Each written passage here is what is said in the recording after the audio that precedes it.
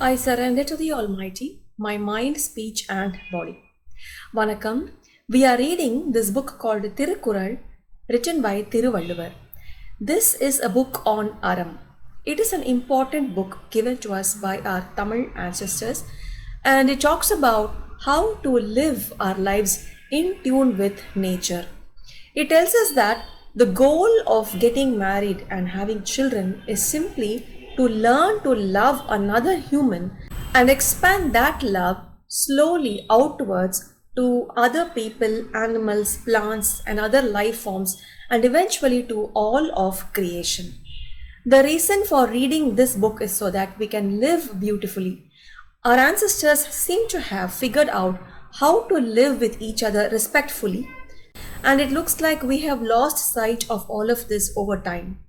In this book, Valluvar is showing us a way towards being happy in the family life and ultimately reach a state of never-ending bliss. And I wanted to see what that way of life is like, and that's how I started my journey with this book. And it has taught me many things that are worth sharing. So the goal is not to memorize the Kurals like a lesson or to narrate these in the public domain or to show that we know a lot of Tamil literature. No. The first and the foremost goal is to understand the ideas and to live by it. So if you're not able to memorize the Thirukkural or get a hang of the Tamil words, it's okay, there's nothing to worry. That's only the second or the third level goal. But what we will get by living by the principles shown here is peace of mind. We will be happy. For those who have a lot of wealth but lack the peace of mind, you will get the peace of mind. So we should remember that we are reading this book with the ultimate goal of making it as a way of life, not as a mere education. So now we are following the commentaries given by Parimelazhagar, an equally acclaimed scholar. The book starts with an introduction written by Parimelazhagar, and this is called as the urai payiram. Here, Parimelazhagar gives us a brief walkthrough of the book. What is the goal of the book? What kind of readers should read this? And how the book is organized. There are three big sections called as Paal. They are the Arathu Paal, the Porut Paal, and the Inbathu Paal. And with this detailed introduction, we next come to the entrance of the Arathu Paal. The first subsection in Arathu Paal is called as Payira viyal, and in keeping with the Tamil tradition of starting with a prayer, the first chapter in this year talks about God. This chapter is titled as Kadavul Vazhathu, or in praise of God, and there are 10 Kurals in this chapter, and in these 10 Kurals, Valluvar told us what is this entity called as God, what is the purpose of worship, and how to engage our mind, speech and body in worship, and what our journey of life would be like in the absence of worship. And today we will enter the second Adhigaram or chapter. In the next chapter, Thiruvalluvar is going to talk about a rather unusual topic, rain. After telling us about God, Valluvar is now going to address rain. Why rain, right? We'll see. The title of this chapter is Vaan Sirappu. For those who can speak Tamil, Vaan in Tamil literally means sky. So we may think that Valluvar is talking about the special features of the sky, but that is not the meaning of Vaan here. In Tamil grammar, there is something called as Agupayar, by which the same word can be used to name two closely related objects. Sky, clouds, rain, these are all closely related to each other. So here the Vaan refers to rain and not sky. So this chapter is called as Vaan Sirappu. It literally means the superior nature of rain or the superior aspects of rain. Some commentators also translate this as the sky high importance of rain, and that is also not wrong. Now, why rain? Parimelazhagar now has to clarify why Valluvar chose to talk about rain after God. See, Parimelazhagar always has the habit of saying why this Adhigaram was placed after the previous Adhigaram, why this comes after the chapter on God. All these chapters are arranged in keeping with some logical meaning. They are not randomly placed. Now in this book, Thiruvalluvar is going to talk about Aram, isn't it? And Aram is nothing but the order that is found in the way nature works. Aram is present in the workings of nature, and one of the immediate expressions of Aram in nature is rain. If we can understand the nature of rain, then we will be able to understand the nature of life or the way God works. Aram and God are one and the same. We saw in the previous chapter that if we have to imagine a body for God, then Valluvar said that the principles of Aram will make his body. It was in Kural 8, remember? So in the first chapter, Valluvar told us in detail about God. Now if the readers are wondering, okay, all this is great, but where is this God? You say he is everywhere and I can't see him. Show me how does he operate in the world? Where can I touch, see and feel the presence of God? And Valluvar says, okay, sure, let's look at one of the beautiful expressions of God in nature, and that is rain.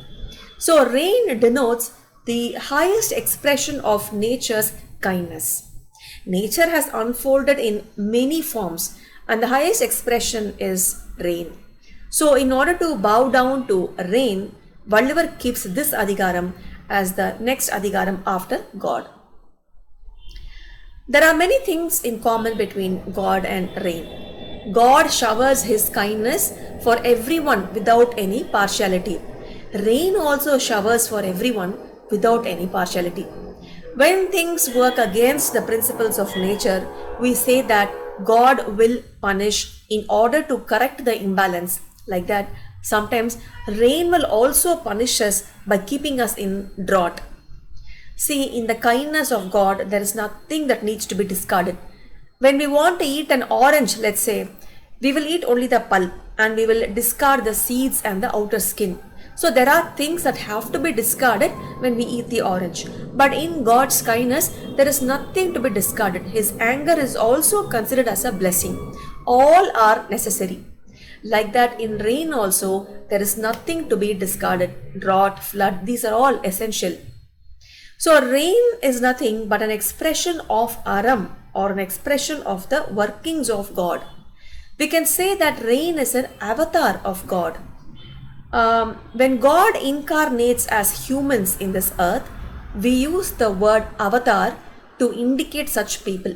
People like Krishna, Ram, Buddha. These are the people who have come down in the human form to help the humans to lead a better life. Similarly, the rain also comes from above down to this earth to better our lives. And that is why, after telling us about God in the first chapter, Valluvar writes this chapter on rain. Another question will arise. How can rain be an extension of God? God is an intelligent entity, isn't it? But is rain an intelligent entity? That is a non-living entity, isn't it? Rain does not know anyone. But rain is an expression of God's kindness. We may not have a glimpse of God directly, but we all get a chance to express Him through this thing called rain. The reason I am saying this again and again in a lengthy manner is because don't think that this is just rain. Some poet has written about rain. What is the big deal in it? All the poets praise the rain. It's beautiful, refreshing, nourishing, romantic, etc. etc. It's all a part of nature. What's the big fuss anyway? Don't think that like all the other poets, Valluvar has also sung some praise about rain. No. Valluvar has placed this adhikaram as something related to God, and that is why he has placed it after this chapter on God. And we will be able to see in this chapter why and how. Now another question will arise.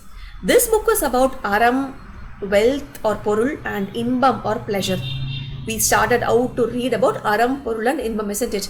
How is this related to rain? Parimelazhagar writes in a simple manner that the rain pours on the order of God, and because of this rain, life exists. And Aram, Porul and Inbam also exist only because of rain. When there is no rain, the Aram, Porul and Inbam will not exist, he says, and the world will be destroyed. How is that possible? What is the relationship between rain and the Aram, Porul and Inbam? Valluvar will talk about that too inside this chapter. So now we will enter into the Kural. We will start with the Kural 11. The Kural goes like this. Vaan, nindru, ulagam, vazhangi, varuthalal, thaan, amizhtham, endru, unarar, patru. The overall meaning of this Kural is, as long as it rains, the life on earth will never be destroyed. Therefore, rain is considered as the Amrita for the earth. Amrita, what is that? The Hindu Puranas and Itihasas tell us that Amrita is a drink which will give immortality to anyone who consumes it. It's the elixir of life. There is a word Amizhtam in the Kural. Vaan, nindru, ulagam, vazhangi, varuthalal, thaan, amizhtham. Amizhtam is the elixir of life. Why is Valluvar talking about Amrita? Nobody has seen it, right? Nobody has seen Amritam. Has any of us tasted Amritam? No. But interestingly, we use this in our spoken Tamil language. When someone cooks delicious food, we say, oh, it's so good. It tastes just like Amritam. We use the word Amritam, something that we have never seen, as a comparison to appreciate something really good. By the way, this kind of usage is called as il porul uvamai in Tamil. Anyway, here Valluvar is saying that the rain is the Amrita for the earth. But what is Amrita and what is the story behind the Amrita? See, it is said that the Devas and the Asuras were constantly fighting with each other. The Devas are the celestial beings and they were considered as good beings, and the Asuras were the demons. The story goes like this. The Devas and the Asuras were constantly fighting with each other. They were both strong, so there was a lot of destruction on each side. So what they did was, they decided to find a way to fight without getting destroyed. They didn't want to remain friendly without fighting. Instead, they wanted to see how to fight without getting destroyed. So they went to the creator, God Brahma, and asked him, what is the way to fight with each other without getting destroyed? And Brahma said, you should churn the milky ocean and you will get something called as Amizhtam. And if you consume the Amizhtam, then you will not die. So both the parties, they were really excited and they decided to churn the milky ocean. Now they needed a steady churning stick and a rope. They contemplated on what to use as the churning stick. And finally they decided that since this is a big ocean, they should use a mountain. They decided that they should use the Mount Meru as a stick. And for the rope, they chose the snake called Vasuki. So they took the mountain, and they are that strong, and they dropped it in the ocean. They didn't think about how to balance the mountain in the ocean. So without any support, the mountain began to sink. Then they immediately prayed to God Vishnu, and he came in the form of a tortoise, and he supported the Meru mountain. Then the snake Vasuki slithered around the mountain like a rope around the stick. Now we have a mountain on the tortoise and the snake twirled around the mountain. The head is on one side and the tail of the snake is on the other side, and the churning can begin. But there was a problem. Who was going to catch the head and who was going to catch the tail? The Devas were very clever. They took hold of the tail end. They did not want to catch the head of the snake. What if it bit them?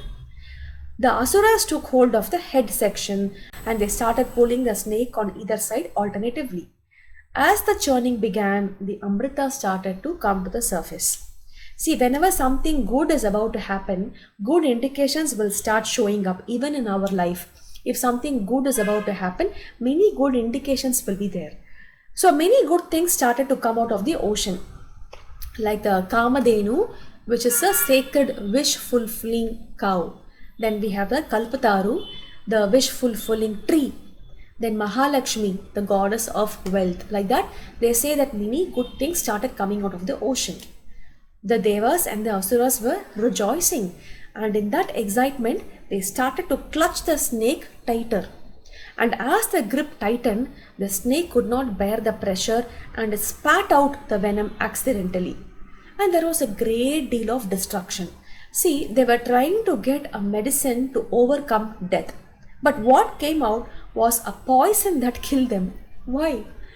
They say that they did not start this task with a prayer. And our elders use this story to tell us that whatever good action we are setting out to do, it's always better to start with a prayer. Even while writing a letter, a small symbol to indicate God Pillayar is used.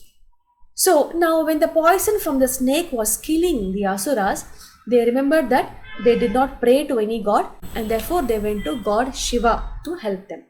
Shiva is a kind god, so he immediately made them bring the poison and he swallowed it. His wife Uma Devi, she caught Shiva's throat and made sure that the poison did not go down any further and it stayed in the throat itself. And then the story continues. The Amrita comes out and there was a fight as to who will consume it first, and after a lot of play, the Devas finally get the Amrita and they fight the demons and send them back to the dark underworld called as a Padala Loka. So this Amrita is what makes people immortal. And now coming to the Kural, Valluvar is comparing the rain to this Amrita. Why? This is the Amritam for the world, he says. See, the property of Amrita is that whoever consumes it, they will never face any death. As long as there is rain on the planet, the life will never be destroyed on earth. So, the rain is the Amrita for this planet. Then the question will arise, if rain is the Amrita, then why are we humans dying? Shouldn't we be immortal? Life will continue in one form or the other, not necessarily in the same body. So the rain is the Amrita. It doesn't mean that we will continue to live forever in this body. No. It means that the life will continue to flow. There is a term called Pravaga nitham. Pravagam means flood. When there is water flowing in the river, and when we stick our hand in the river, at any point of time, the water will always touch our hand. But the water touching the hand is not the same every second, isn't it? The water in the previous second has already flown and this is a different water now. But we say that the water is always there even though it is not the same water. This is called as Pravaga nitham. That is, we say that something is stationary as always being present in the flow. There is a stationary aspect to the flow. This is called as Pravaga nitham. So just like how the water keeps flowing, the life also flows as long as there is rain. Now Parimelazhagar adds that the rain is present always on this planet. Always. Really. We don't have perpetual rain always in our countries, right? So what did he mean by that? Won't we be drowned in the floods? Well, what he means is it always rains in some part of the world. Some portion of the earth is always drenched in rain. So in this first Kural, Valluvar is telling us the importance of rain. How important is rain for us? Rain helps to sustain the flow of life on the planet Earth. And as long as it rains on the planet Earth, the life can never be destroyed. And therefore, rain is considered as the Amrita for the planet Earth. And that is the meaning of this Kural. Then we should take care that we don't destroy the environment that creates the rain, isn't it? That would amount to digging our own grave, right? So let's just give that some thought. Anyway, this is a very simple Kural. It tells us about the importance of rain and we will see more on rain in the rest of the Kurals. I shall end here and I thank you all for listening. Nandri, Vanakkam.